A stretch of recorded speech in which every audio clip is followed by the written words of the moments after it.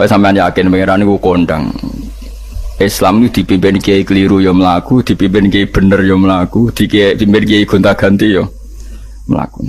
Teng TV sering ono berita ustad sodomi, ustad ngene-ngene. Wong ya ora terus gedeng Islam, ya nyalahno ustad iku. Ya ono Islam dibajak, ekstremis ya muni Islam, sekuler ya muni Islam, liberal ya muni Islam. Ya Islam ya baik-baik saja. Ora ono masalah kan, biasa mawon. Yo rame ini dunya. Riyen Rasulullah niku rak sae-saene tiyang niku mawon disisipi tiyang munafik. Karena ndak ada cerita pendapat itu memuaskan semua napa pihak. Rasulullah rak kesayangane pangeran. Niku pun ndak bisa memuaskan semua orang. Sehingga orang yang kecewa ya jadi munafik. Pemene terima kiai, terima presiden, terima Kapolri, terima pangam, enggak bisa. Apapun konsepnya itu enggak bisa. Mesti ada yang setuju pendekatan ekstremis itu persuasif. Sing sitok gak harus tegas. Kalau enggak tegas enggak bisa basmi akar-akarnya. Sing jare persuasif, nak tegas mereka dendam malah kacau negara. Sing sitok kalau enggak tegas mereka ngelamak. Ini kan ra iso selesai. Akhirnya nyelesaikan, aku sing pimpinan nurut. Akhirnya sing pendapatnya gak tinggal. Nurut ya nurut mergo dipecat tapi terus balik lo sithik. Balik lo apa? Sithik-sithik. Masjid ge ngoten nasibe, kiai ge ngoten. Kulo nek di murid kuatah, di santri kathah sing kiai ge kathah. Ngono kiai niku sowan kula, Gus, masjid itu ape nganakno zikir Ramadan. Dadi 24 jam full mulai bar subuh sampai sahur. Saking semangat ibadah Ramadan. Terus ibadah ning dia muni takok. Ya teng masjid, Gus. Dadi masjid itu ben makmur, terbaik masjid makmur. Tak omongi. Lah apa ngarit itu ora ibadah. Apa dadi satpam mergawe iku gak ibadah. Apa nyupir angkot golek nafkah ibadah. Kiye kok goblok kira karuan aja muni ngono. Astagfirullah, iki ora urusan iku, Gus. Ya urusane mergo ketamir dadi ben keren, pas ketamir masjid rame ngono. Berarti sing nama baiknya kan kuwe. Nak pengiran ra butuh iku, pengiran kepingine seorang bapak golek nafkah. Anake kepingine sekolahan ya satpam teko, ora teko alasane itikaf. Kepingine pangeran ya bis sing tetep jalan, dadi wong sing nyetop iku ana bis aja kok mandek mergo itikaf ayo mending. Kecewa lho. Wis bae ku piye dicapik ra dukung. Padahal kula yo nyucup yo hormat tapi tetep gremeng mergo idenya enggak keturutan. Ya kula yo ngerti rai-rai ngono iku ya biasa wae cara kula biasa. Tapi sesuai sadar deh. Bareng ngajak wong ora gelem akhirnya sadar. Jebule ngandel jeneng nganggo sembang kula ya suwi wong luwih ngandel aku di bangku. Lah bento tapi ngandel kowe ya. Wong aliran sesat ta. Ya masjid itu anggere sono salat jamaah iku ya wis rame cara pangeran. Ora perlu rame banget. Nak rame banget terus bakal pentol leren satpam leren supir angkot leren iku jek sepele. Dokter leren. Wong ape loro. Ape lara ape berobat ra iso. Nak larane emergensi astagfirullah minamikum taqabbal ya karim. Ajane semburu leren maling leren, copet leren, iku ape nek iso ngumpul iku. Makanya ngaji iku ambek wong alim kan, karena orang alim itu yang tahu duduk perkaranya agama. Seorang lagi yang tahu duduk perkaranya agama. Nabi itu kalau ngendikan itu sampai sahabat itu gak bisa menampung. Kadang menyebut kebaikan satu majelis sampai 63 sampai 70. Misalnya Nabi ngendikan al-imanu bid'un wasituna bid'ah. Iman itu ada 63. Terus nyebut terus. Pertama ngendikan a'laha la ilaha illallah, tertinggi adalah kalimat tauhid. Wa adnaha imatatul adza anit thariq, terendah adalah menyingkirkan hal-hal yang mengganggu yang apa? Mukmin atau mengganggu jalan. Terus ngendikan seperti itu. Sehingga pernah suatu saat Rasulullah itu ngaji di masjid. Rasulullah itu ngaji di masjid. Nabi kalau ngaji di masjid memang di teras jadi terbuka. Terus ada pemuda santai dengan santainya nggo pacul, ngliwati Nabi ngaji diliwati. Nggo pacul ya santai. Singkat cerita semua sahabat itu mencibiri. Celaka betul pemuda itu, ada Rasulullah ngaji tidak ikut tapi dia berlalu saja bawa cangkulnya. Kata Nabi, kamu jangan komentar demikian. Jika dia kerja menafkahi ibunya yang lemah atau anaknya yang lemah, dia juga ibadah dan itu juga sunnahku.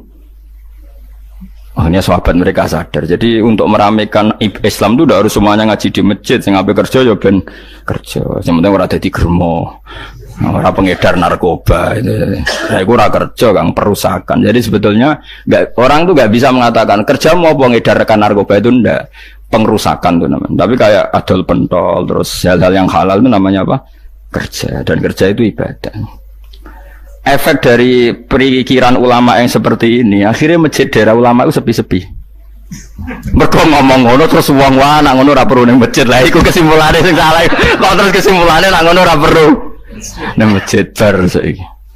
Maksudnya orang ngono sing di aktivitas nggih monggo. Nek sing ada aktivitas timbang turu ning omah akhirnya aduk ibadah ning masjid aja aduk turu ning masjid. Nah, akhirnya daerah-daerah tertentu yang agak ulama mesti masjidnya sepi, tak jamin. Jajal gitu loh nih Rembang. Oh, tambah sepi. Karena ulama cara berpikir, jauh kerja ya, ibadah ngernet ya, ibadah mulang ya ibadah. Akhirnya mau masjid mas terawih. Iku yang golek sing cepet. Tapi kunane kuno, Nabi sekalipun itu yang namanya orang yang mendengar, tetap ada yang menolak. Konsep perang di luar kota itu kan secara teori militer itu rasional. Bikin kontak ya rasional. Tapi orang yang berpendapat tadi, ya Rasulullah kita di rumah saja, itu ya gelo. Kayak tadi, orang yang ingin memakmurkan masjid kemudian, kan saya seperti itu ya gelo. Kalau pikiran saya, suatu saat dia sadar, intinya sadar, terus sowan saya sadar. Karena ya muridnya ada murid beda angkatan ya, dia semi-semi teman sama saya. Tak omong ngene, cong kowe nak pancen seneng masjid tenan, masjid itu aja dadi problem bagi umat. Misalnya gini, aja sampai kenapa ora nyupir angkot demi nak mirno masjid, kenapa ora tugas satpam demi makmurno masjid. Berarti masjid ini menjadi problem penghalang dari sistem sosial ekonomi. Kowe seneng masjid darani problem, kowe seneng masjid dianggap kambing hitam. Ya sudah, sholat jamaah saja, sholat jamaah di masjid. Terus yang nganggur-nganggur ya ke masjid. Tapi kalau yang sibuk ya monggo, asal itu halal ya ibadah. Ketika Nabi setiap aktivitas muslim asal halal itu apa? Ibadah. Makanya kita harus. Nah, tapi kan pendapat seperti ini itu kan kadang dibantah juga. Tapi ke Ramadan Gus tahun pisah, nosok ngejinan rasa setuju. Tak bukti kalau dia hadun nafsi tak tes. Ya wes aku setuju. Syaratnya ketuane takmir ra kowe. Dadi masjid rame pas kowe ra ketua takmir. Isen deh karena dia ingin punya prestasi. Berarti sawang wow pas dia ketua takmir hadun nafsi enggak? Hadun nafsi pasti dia itu cari. Ya jajal pengajian sing gede-gede. Mereka pengurus takmirnya kepengen pas era ini tahu pengajian geden. Pas gak pengurus takmir terus ada pengajian geden. Wah po rame-rame bareng. Padahal orangnya sama. Nah itu ulama itu tukang ngomong seperti itu. Mungkin menyakitkan, tapi ulama itu terus ngomong seperti itu supaya agama ini dibawa berdasar ikhlas, bukan hadzun nafsi, bukan kepentingan pribadi. Tapi tentu ulama tetap ngomong iktikaf ya sunat baik, kerja ya baik, amal lainnya asal baik ya baik. Ngomong gitu terus. Tapi kan mangkal loh akhir ulama, karena bagi pengurus masjid baik itu pas Ramadan ya masjidnya rame. Bagi yayasan yatim piatu amal apik ya dikekno yayasan yatim piatu. Bagi KBIH, bagi travel amal apik ya umroh. Ya ora. Jadi tenan kula raguyan. Mana mungkin travel umroh dalil kowe nek ade dhuwit luwih kekno cah yatim kekno masjid gak payu travel. Tapi dalile al umroh ilal umroh kafaratun lima bainahuma. Umroh itu yang mengkafaroi dosa.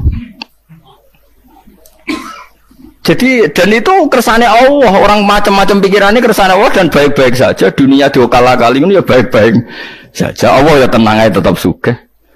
Cuma ulama harus ngomong seperti saya. Jadi karena keterbatasan manusia sehingga yayasan yatim piatu mesti ngomong seakan-akan ibadah terbaik yang nyumbang yatim piatu. Nanti yang di travel ibadah terbaik ya sowan nabi umroh. Nanti sing jamaah thariqah ya ibadah terbaik itu thariqah. Semua dan itu semuanya baik gak masalah, kita tidak masalah. Tapi kalau memaksa orang lain harus seperti itu dan mengkerdilkan kebenaran hanya surahnya gambarannya seperti itu, kita sebagai ulama harus melawan. Karena Nabi dawuh kebaikan itu sekian jumlahnya. Terus Nabi menyebut di satu majelis itu 60. Sampai yang di antara yang disebut itu nganti ono sing jorok. Wa fi buti ahadikum sedekah. Kowe ngeloni bojomu iku sedekah. Sampai sahabat takok, "Ya Rasulullah, masa urusan gitu ibadah?" Ayati ahaduna syahwatahu wa huwa la ilaihi ajrun. Masa urusan kelon itu ganjaran ibadah. Terus Nabi jawab, kata Nabi, "Faqih falawadu'a fi haramin akana alaihi wisrun." Kalau andikan dia meletakkan mental seknya atau aktivitas seknya di luar yang halal, apakah itu tidak dosa? Iya ya Rasulullah. Terus kata Nabi, "Wa kadzalika," begitulah kalau diletakkan di halal dia juga dapat apa? Pahala. terakhir Nabi ngendikan takufu syarroka anin nas fa innaha shadaqatun minka ala nafsik. Jika kamu itikaf di masjid tidak bisa, adol pentol tidak bisa, jadi satpam tidak bisa, aktivitas sosial yang menguntungkan orang lain tidak bisa. Takufu syarroka anin nas. Yang penting kamu tidak berbuat buruk yang merugikan manusia. Sehingga sampai ada riwayat dari orang sufi, ibadahnya orang zaman akhir itu tidur, karena anak tidur itu gak ganggu wong. Iya, paling bojo tok sepeten. Tapi kan yo nyopet yo ora, zina yo ora, ndelok wong ayu yo ora. Nah, itu sampai Nabi terakhir nyebut. Dari sekian kebaikan tuh kalau gak mungkin kata Nabi takufu syarroka anin nas fa innaha shadaqatun minka ala nafsik. Sementing kamu tidak melukai atau merugikan orang apa? Sehingga misalnya ulama kok ngerti ada orang tidur di rumah, wong apik, gak ganggu wong. Ono bajingan mati, wong apik, iso bajingan meneh. Nah, akhirnya masyhur orang krono bajingan mati, kiai tenan yo. Saya ge mayit niku, wong gak siap nih saya. Bajingan sih. Saya padahal ning atine kiai nek mati ya apik dong ora iso bajingan. Akhir dari bajingane ya wis mati. Lho sekarang ngakhiri bajingan apik ta elek? Apik. Berarti matine elek ta apik? Apik. Maksudnya kiai ku apik matine ora apik wonge. Lah ngomong gak trimo pikirane apik ku. Wonge lagi kiai ndake pinter maksudnya. Apik ge niki. Ngomong keberatan. Ayo ngomong apik. Ya sesuk kan wedi yo. Nggih apik. Lah itu ilmu. Jadi ngaji ilmu itu orang harus punya kesiapan pendapat meskipun itu kita tidak siap. Wa wasa antakrohu syai'a wa huwa khairul lakum. Pendapat itu meskipun kamu kadang tidak cocok, bisa saja menurut Islam itu ini lebih apa?